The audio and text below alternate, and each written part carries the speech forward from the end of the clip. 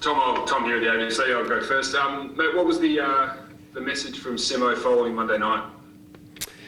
Well, I suppose we've got to get on with it. We've got 2 games left in the season, and we need to win one. Look here.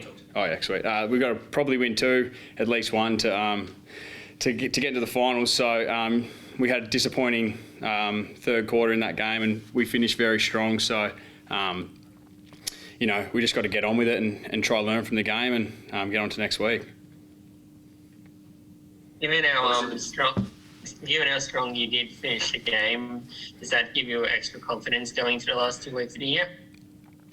Yeah, I suppose we can build some momentum off it. It was a style of footy that we want to play like consistently, and hopefully we can bring that into next week. Tom, Mark Reddings here. Just off the back of that last quarter, you're down by 33 and it looked like you took the game on more. Was that a conscious effort that you decided in the break to do that, or just the circumstances of being down by 5 goals?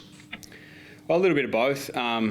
We always want to try and attack the game and take it on and play to our strengths, but we had to win the game. We were down by 5 goals, and we threw caution to win a little bit, and we got some momentum. The crowd got behind us, and as I said before, we played a brand of footy that will hold up, and in the fourth quarter it did, and we just fell short in the end. How far off? Obviously, ladder-wise, you look like you're struggling, just limping towards the finals if you get there. Is that too harsh an assessment that you're just making up the numbers? Oh, I think it's pretty harsh. We have confidence in our ability when we played our best, and I think we showed that in the fourth quarter. So if we can consistently play like that, that's the goal. The good teams play consistently every week for 4 quarters. So if we can bring that same mindset and intensity that we did in the fourth quarter for the rest of our campaign, for the rest of the year, then the sky's the limit. There's a lot riding on this derby for you guys and the Dockers. Is this one of the bigger ones you can think of? Well, I suppose in terms of the ladder positioning and whatnot, we're both fighting for a spot in the final. So derbies are always big games, but I don't think it'll be any different to others. They're always big. So we'll treat it like any other week and stick to our processes and head out there on Monday and hopefully get a win. Or Sunday, sorry. 2 rooms. How much of an advantage is it for you guys that you'll be facing the Dockers without Andy Brayshaw? He's a very good player, and he's been playing some very good footy, especially the back end of this year. So, our midfielders they'll still be up for a challenge. There's every player that plays in the AFL is a good player. So, with or without Andy, they're going to be a tough team and a tough midfield to go up against. So, it'll be a good battle. Are you feeling confident that you get Tom Barras back in your back line this week, probably in place of Shannon Hearn? Yeah, I'm not sure what the go is with TB, but he was training with us today, so fingers crossed he's back this week. I'm not 100% sure, but it'd be good to get him back. G'day Tom, it's Justin Chadwick here. I wanted to ask you about the Derby winning record. How much do you guys as a play group talk about that? Because I know for a lot of fans that's a big thing. What about for you guys knowing that you've won 11 in a row and you can extend that? No, we don't really talk about it a whole lot. It is what it is, and we're presented with a different challenge every time we play. Fremantle footy's always changing. From the last time we played them to what we play them now, it'll be a different game. So it's always changing, and it's not something we talk about now. And I guess they're going to be fighting for their survival. What are you expecting from them coming out? Yeah, well, it's going to be a fight. As I said before, we're both fighting for a spot in the finals, so I'm sure it'll be a hot game. Derbies are always pretty big games. There's a lot of it's always a contested sort of game. So I'm assuming it'll be the same. So Tom, just in terms of it's been 6 or so years that the Eagles have made the finals, and this is the first time in a long time you guys, I guess, are a grave threat of missing it. How conscious are you guys of that, and how desperate are you guys to make sure you get there?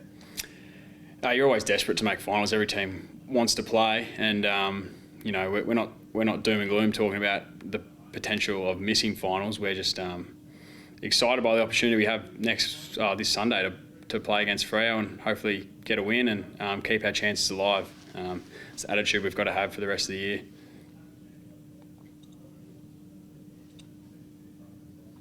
Hey Tom, it's Beck from Channel 10.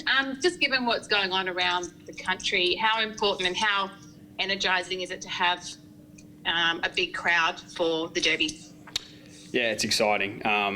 Even on the weekend, I'm not sure how many were there, but in that fourth quarter when we got a bit of momentum, the crowd got behind us. It was just awesome to be a part of. Even though it's Freo's home game, it's always nice to just have fans at the stadium, and I'm sure there'll be a few West Coast fans out there this Sunday, and it's always a bit nicer. Given it is a Freo game, how does that work for you? Does it work against you, or do you use that sort of energy to sort of motivate you, Spoo? I don't think you get caught up in it too much, to be honest. I think I mainly only notice the crowds when they get really loud and get behind us. But as you said, I kind of myself feed off opposition crowds sometimes when they get nice and loud. It motivates you a little bit, so it can work either way. But it's up to the individual sometimes. I'm sure some blokes don't even take notice of it. So, but it's always nice just to have them there. In the last 2 years, we've had a few games where there's been no crowds at all, so it's always nice to have them.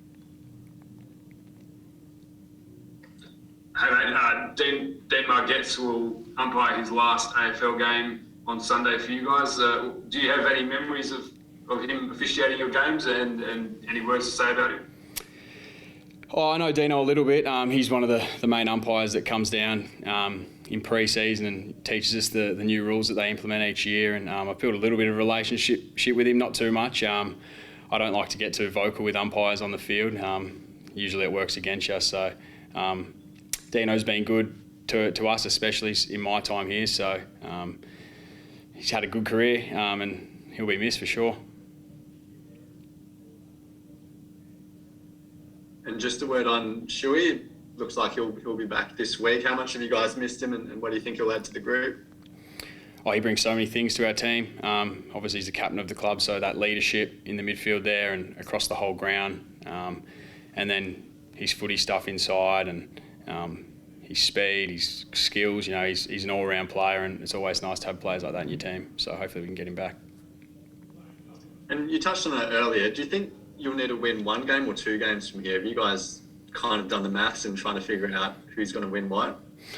We haven't spoken about it or anything like that, but we'll just try win both, I suppose. But at the moment, it's just Freo. Freo's the only thing on our mind, and we have to get that done before anything else. So we're focused on this Sunday, and I'm sure it'll be a good game.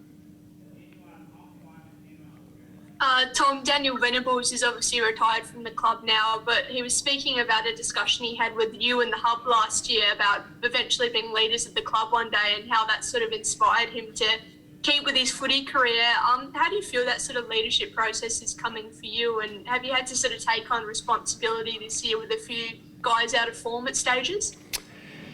Yeah, well, we have lots of good leaders around our club, so for me, it's been trying not to force it, just let it happen organically, and that be through building relationships with players and just getting to know players on a more personal level. I think is how I've tried to develop my leadership. I'm not going to be the most vocal bloke in the room and telling people what to do and leading like that. More just building relationships and getting to know everyone on the team and building connections has been how I've tried to build my leadership, and it's coming. It's a slow progress, and it's coming along, but we've got lots of great leaders at this footy club, so yeah, it's all good. And just on the ruck battle coming up this weekend between Nick Nat and Sean Darcy, how do you see that one sort of playing out with both in great form this year?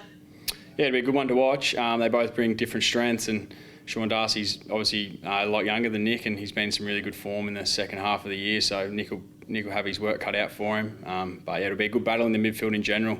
They got good young mids, and our boys will be up for a challenge for sure.